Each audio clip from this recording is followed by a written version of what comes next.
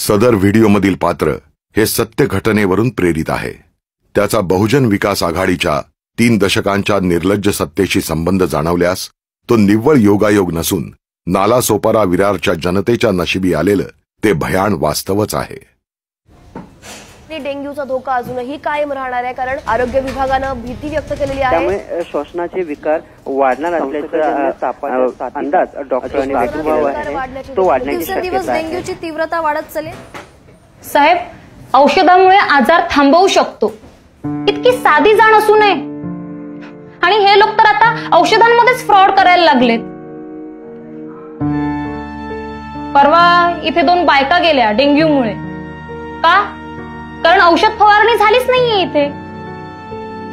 औषध फवारणीमध्ये चोरी नाही, पण ह्या सगळ्यामध्ये यांचे 2 नगरसेवकही होते, त्यांनाही झाला डेंग्यू। पण यांनी काय केलं? गेले थेट मोठ्या हॉस्पिटलमध्ये। हो, पण मग सामान्य नागरिकांचं काय? त्यांनी काय करायचं? आरोग्य सेवेमध्ये चोरी।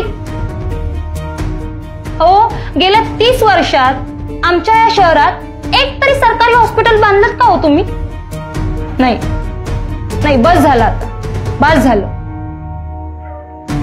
निरोगी शहर घडवण्यासाठी आरोग्य सेवेची होणारी ही चोरी आम्ही थांबवणार, ती थांबणार, आणि ही चोरी थांबलीच पाहिजे।